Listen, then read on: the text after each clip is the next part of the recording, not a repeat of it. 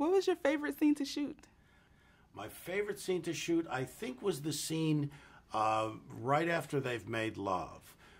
They're both in bed, and it's one shot. The camera just kind of moves from one to the other, and it's their reactions to how they feel after they've made love for the first time. That was a fun thing to, because it was almost like the cameraman was a part of the scene. I would tell the cameraman, you have to feel when to move from one to the other because of their reactions. And I said, it's like you have to pretend you're in bed with them. You know, it was a lot of pressure to put on that cameraman. I can imagine. So the film deals with real estate. It talks about real estate. Are there politics? Do politics play a role in the film at all? I don't think so. I mean, this is really a movie about people who find each other later on in life. People who are basically thinking that there's not going to be any more romance in their lives, and all of a sudden they find themselves presented with it, and do they act on it? And eventually they do. I mean, because it's the message is all about live life until it's over. I mean, you got to embrace it, and if something good comes along, you have to seize it. Okay. Did Michael and Diane have chemistry right away, or did you have to pull it out? No, they did. I mean, these are two great actors. They're, Academy Award winners. They're iconic, American actors, and they have such great experience. And they both wanted to work with each other. They had never worked with each other, which is surprising. And so they had instant chemistry. And from what I hear, Diane talks about the men that she would like to kiss. She has a bucket list of her, men and I think Michael was one of the. So she can now cross Michael off the list. Speaking of bucket lists, I've heard a story about your sets. $5 Fridays? Is that we do on Friday. Yeah, we have $5, and then on the last Friday we have $20. And what we do is you put money in, and there's actually if you curse around a kid, you have to put more money. If your cell phone goes off, then you have to put more money in, and we draw one of the bills. You write your name on it, and then whoever wins, gets the pot for the week. So is the movie Bucket List inspired by that in any way? No. We always that game we played for years before even Bucket List. I would love to work on that set. Well, yeah. I mean, we've had big pots. There have been days, we've had $5,000-$6,000. People. Wow. Yeah. So, what's the most important lesson you've learned from your father?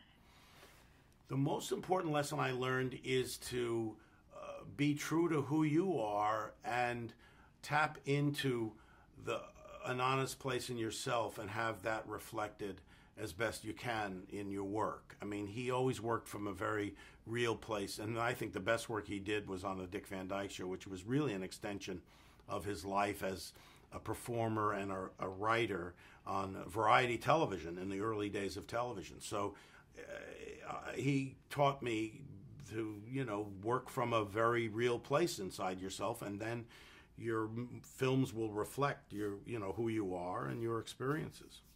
Oh, yeah.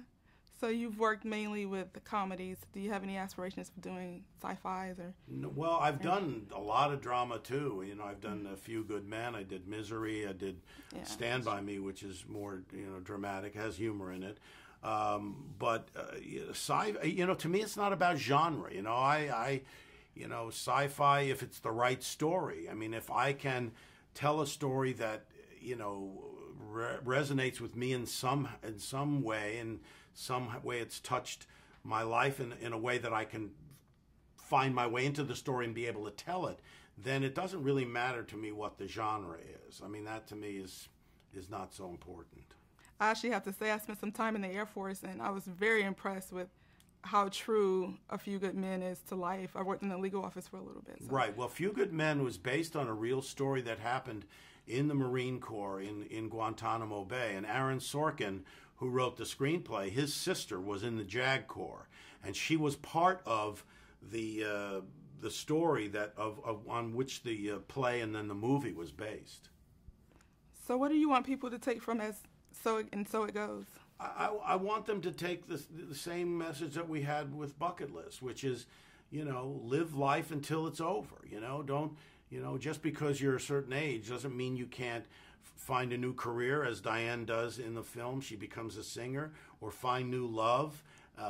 It actually became an idea that came out of the experience we had in promoting Bucket List. When we did the press tour, everybody would ask, "What's on your bucket list?" And whenever they asked Jack Nicholson, he'd say, "One more great romance."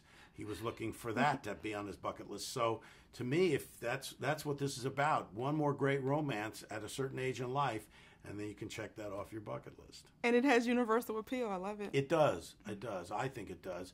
And it's got, it's all about, making a reconnection with your son, and, what a granddaughter and what family means to you.